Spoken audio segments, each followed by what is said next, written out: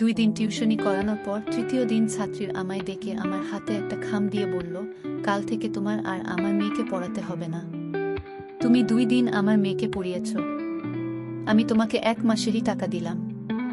আমি অবাক হয়ে ছাত্রীর মাকে বললাম, আন্টি কিছু মনে না করলে জানতে পারি আমার অপরাধটা কি? আন্টি অন্যদিকে মুখ ঘুরিয়ে বলল, না, তোমার কোনো অপরাধ নেই, এমনিতেই তোমার আসতে হবে না। আমি তখন ছাত্রীর মাকে বললাম, আন্টি আমি আপনার মেয়েকে 1 মাস পড়াই, তারপর যদি আপনার মনে হয় আমি আপনার মেয়েকে ঠিক মতো পড়াতে পারছি না, তখন না হয় আমাকে বাদ দিয়ে দিবেন, আমার আপত্তি থাকবে না। এইবার ছাত্রীর মা আমার দিকে তাকিয়ে বলল, আসলে আমার মেয়ে তোমার কাছে পড়তে যাচ্ছে না, শুধু ভালো পড়ালেই হয় না, একটু দেখতে শুনতে ভালো হতে হয়। তোমায় দেখলে নাকি আমার মেয়ে ভয় পেয়ে যায়। আমি আন্টির হাতে খাম দিয়ে বললাম, টিউশনি করাতে হলে যে ফর্সা ভালো চেহারার অধিকারী হতে হয় তা আগে জানতাম না। যদি জানতাম তাহলে বিশ্বাস করেন আমি আপনার মেয়েকে পড়াতে আসতাম না।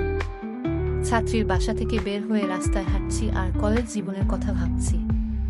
কলেজে একবার একটা অনুষ্ঠানের উপস্থাপনার জন্য স্যার ভালো একজন উপস্থাপক খুঁজছিলেন।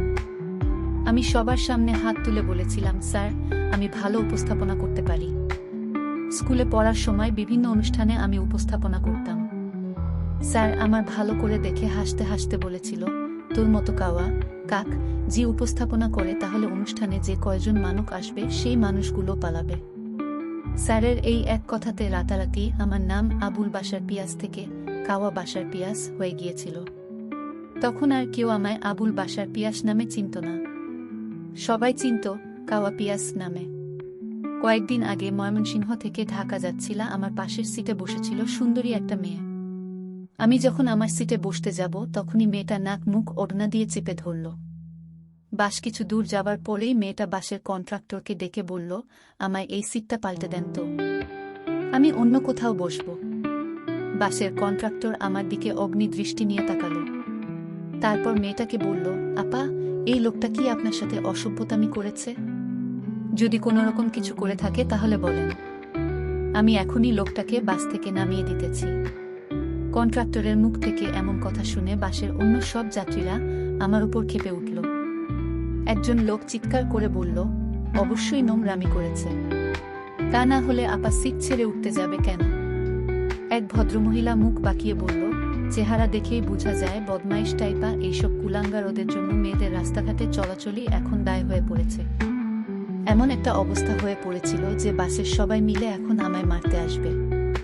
আমি বহু কষ্টে সবাইকে থামিয়ে দিয়ে মেয়েটাকে বললাম, আপনি আমার ছোট বোনের মতো, আমি কি আপনার সাথে কোনো নোংরামি করেছি? মেয়েটা মাথা নিচু করে বলল, না। আমি তখন বাসের যাত্রীদের বললাম, ভাই আমার অপরাধ কি জানেন? আমার অপরাধ হলো আমি দেখতে কালো। আপনাদের মতো সাদা চামড়ার কিছু মানুষ মনে করে আমাদের মতো কালো মানুষের গা থেকে গন্ধ বের হয়। আপনাদের ধারণা পৃথিবীর সমস্ত খারাপ মানুষ কালোই হয়। যে ভদ্রমহিলা আমায় বদমাইশ কুলাঙ্গার বলেছিল সেই মহিলার কাছে গিয়ে বললাম, আপনি আমার চেহারা দেখেই বুঝে গেলেন আমি বদমাইশ। বিশ্বাস করেন আমি কোনো বদমাইশি করছি তো দূরের কথা, আজ পর্যন্ত কোনো মেয়ের দিকে খারাপ দৃষ্টিতে তাকাচ্ছি পর্যন্ত না। কিন্তু কেন জানি না এই মুহূর্তে আপনার সাথেই আমার বদমাইশি করতে ইচ্ছে করছে। নিউ মার্কেট এসেছিলাম কিছু শপিং করতে। এমন সময় আমার রুমমেট রাকিব ফোন দিয়ে বলল, মেসে আসার সময় দোকান থেকে আমার জন্য একটা ফেয়ার অ্যান্ড হ্যান্ডসাম ক্রিম নিয়ে আসিস তো, আমি তোকে পরে টাকা দিয়ে দিব। রাকিবের কথা মতন কসমেটিক্সের দোকানে গিয়ে ক্রিমের কথা বলতেই দোকানের ছেলেটা আমায় দেখে মুচকি হাসল। তারপর আমার হাতে ক্রিমটা দিতে দিতে বলল, শুধু শুধু ভাই টাকাগুলো জ্বলে ফেলবেন। আপনার যে কালার, আপনাকে যদি 3 দিন 3 রাত হুইল পাউডার দিয়ে পানিতে ডুবিয়ে রাখা হয় তবুও আপনার কালারের বিন্দুমাত্র পরিবর্তন হবে না। দোকানের ছেলেটার কথা শুনে মনে হচ্ছিল ওর গালে একটা সজোরে থাপ্পড় মারি, কিন্তু ওরই বা কি দোষ? দোষ তো আমার বাবা মারও, কারণ উনারা আমাকে জন্ম দিয়েছে। দোকান থেকে বের হয়েই মাকে ফোন দিলাম। মা ফোনটা রিসিভ করতেই আমি মাকে বললাম, মা শুনেছি বাবা মা কোনো পাপ করলে তার দায়ভার কিছুটা সন্তানের উপর এসে পড়ে। তোমরা কি কোনো পাপ করেছিলে যার ফল স্বরূপ তোমাদের ঘরে আমার মতো একটা কালো ছেলে জন্ম নিল? মা আমার কথা শুনে কাঁদতে কাঁদতে বলল, তুই আবার তোর গায়ের রং কালো দেখে মন খারাপ করছিস? তুই কালো দেখে কি হয়েছে? তুই আমার কাছে সোনার টুকরো ছেলে। মা কেঁদে দিয়েছিল দেখে আমি মাকে হাসানোর জন্য বললাম, দেখলে মা, তুমিও আমায় তেমন ভালোবাসো না। যদি ভালোবাসতে তাহলে সোনার টুকরো না বলে হীরের টুকরো বলতে। আমার কথা শুনে মা হাসতে হাসতে বলল, তুই আমার কোহিনূর হীরার টুকরো ছেলে। সবাই আমাকে কালো বলে দূরে সরিয়ে রাখলেও মা বাবার দোয়া সবসময় আমার সাথেই ছিল। আর সেজন্যই হয়তো আমি খুব ভালো একটা চাকরি পেয়েছি। চাকরি পাওয়ার পর থেকেই আমার উপর বাবা মা অত্যাচার করা শুরু করলো বিয়ের জন্য। আমিও বিয়ে করব বলে রাজি হয়েছি, তবে একটা শর্ত দিয়েছি। বিয়ে করলে আমি কালো কোনো মেয়েকেই করব। আজ মেয়ে দেখতে যাব। মাকে ডেকে বললাম, মেয়ে কালো তো? মা বলল, আমি মেয়েকে এবং আগেও দেখেছি, মেয়ের গায়ের রং কালোই, কিন্তু আজ আমরা দেখতে যাব বলে মেকআপ করে হয়তো সুন্দরী হয়ে যাবে। তবে চিন্তা করিস না, মুখ ধোয়ার পর মেয়ে আবার কালো হয়ে যাবে। আমরা ড্রয়িং রুমে বসে আছি মেয়ে দেখার জন্য। কিছুক্ষণ পর মেয়ে আসলো। মেয়েকে দেখে কয়েক মিনিটের জন্য আমি হতভম্ব হয়ে গেলাম। একটা মেয়ে কি করে এত সুন্দর হতে পারে? ভালো করে মুখের দিকে তাকিয়ে দেখি মুখে কোনো মেকআপ নেই, শুধু চোখে হালকা একটু কাজল আছে। মেয়ে দেখা শেষ হলে আমি মাকে আড়ালে ডেকে নিয়ে বললাম, মা, তুমি না বলেছিলে মেয়ে কালো? এই মেয়ে তো দেখছি বেজায় সুন্দরী। শুধু সুন্দর না, ভয়ঙ্কর রকম সুন্দরী।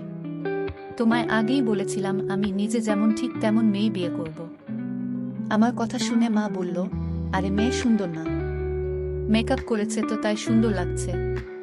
আমি মায়ের হাতটা ধরে বললাম, কেন শুধু শুধু মিথ্যা বলছো মা? মেয়ে কোনো মেকআপ করেনি। এত সুন্দর একটা মেয়ে, হয়তো ও চাইবে ওর হাজবেন্ড যেন খুব সুদর্শন হয়।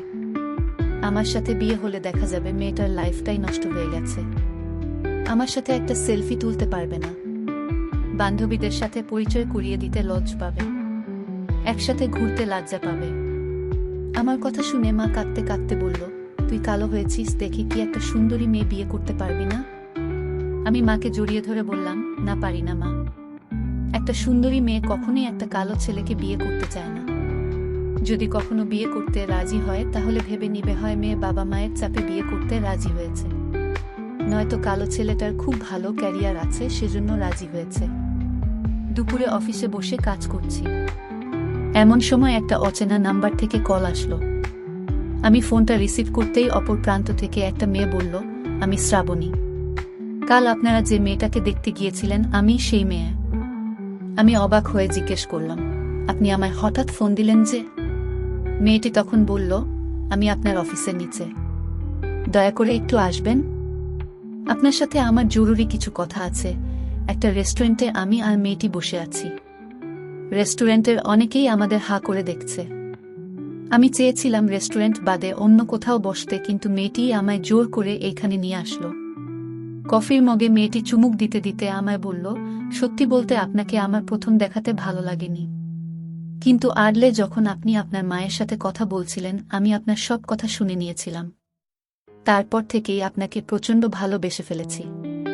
1 মিনিটের কথা শুনে যে কাউকে ভালোবেসে ফেলা যায় সেটা যদি আমার সাথে না ঘটতো তাহলে আমি হয়তো কখনোই বিশ্বাস করতাম না। আমি মাথা নিচু করে বললাম, তার মানে আপনি আমায় করুণা করছেন? মেয়েটি কফির মগটা রেখে আমার হাত ধরে বলল, আমায় একটাবার সুযোগ দাও। আমি তোমায় এতটাই ভালোবাসবো যে মেয়েদের সম্পর্কে তোমার ধারণাটাই পাল্টে দিব।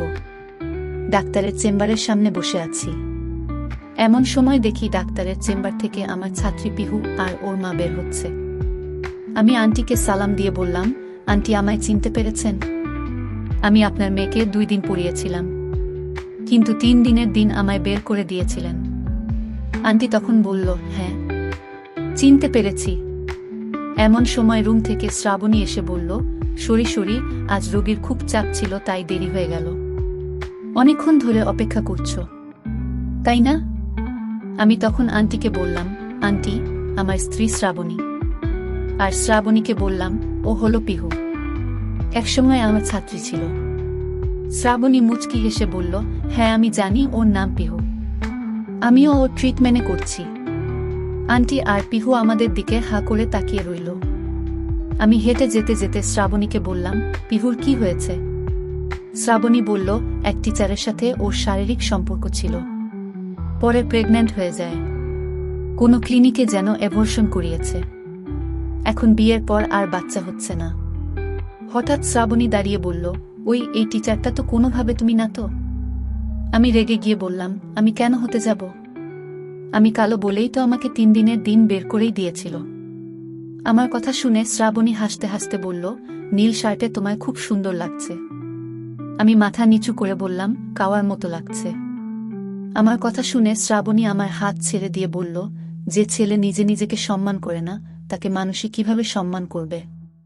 শ্রাবণী রাগ করে একা একা হাঁটছে, আর আমি ওর পিছু পিছু যাচ্ছি আর ভাবছি, কালো কলঙ্কের দাগ হলেও মাঝে মধ্যে কালোকে বাদে সাদাকে অসম্পূর্ণ লাগে।